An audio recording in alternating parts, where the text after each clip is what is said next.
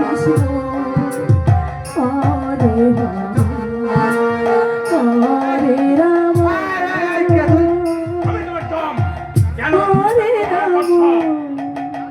লাঠিটা ফেলে দাও বলছে, নইলে কিন্তু আমি তোমাকে কি করবে ছোট লোক? লাঠিতে তুমি পূজার গায়ে প্রহার করেছ, সেই হাতটা কিন্তু তোমাকে আমি ভেঙে গুঁড়িয়ে আমার তোকেও আমি রেহাই দেবো না।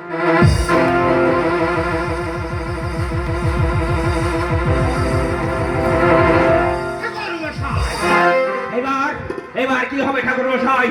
এই লাঠি দিয়ে তুমি পূজার গায়ে এতক্ষণ প্রহার করেছিলে, এখন সেই লাঠিটা এখন আমার হাতে, এখন এই লাঠি দিয়ে যদি খাস খাস করে আপনার পিঠে আমি দু চারটা ভারী, তাহলে আপনার কোন বাপ আছে এই কাজিয়ার হাত থেকে তোমাকে বাঁচায়। কাজিয়া, কি তুই আমাকে মারতে চাস? তোর এত বড় সাহস?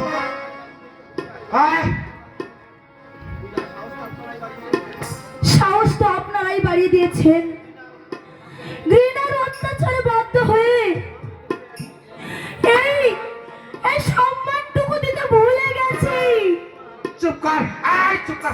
আর কতদিন চুপ করে রাখবেন ঠাকুর মশাই?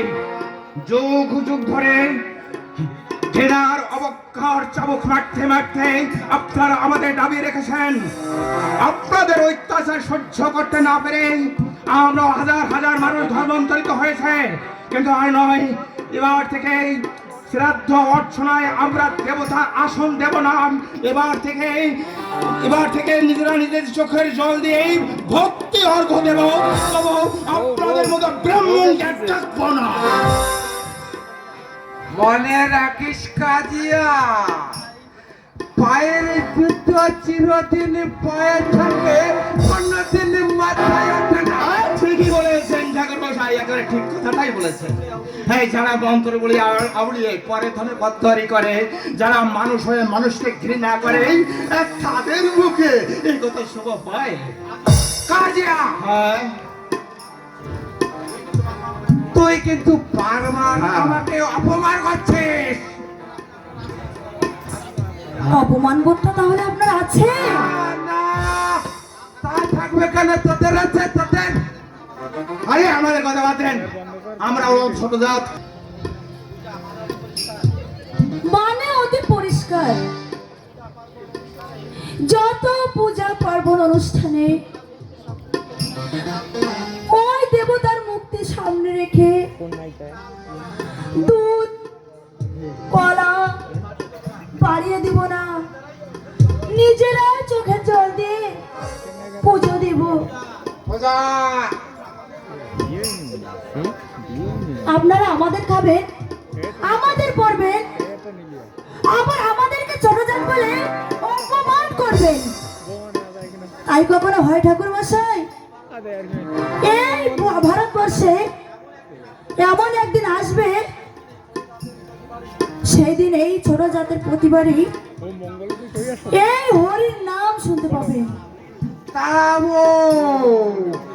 জগৎ শেঠকে বলে তোদের সবাইকে আমি এই মহল্লা থেকে কথাটা মনে রাখিস কাজিয়া, কথাটা মনে রাখিস। কে কাকে দাঁড়ায় দেখা দরকার। সারা 14 নম্বরের ব্রাহ্মণ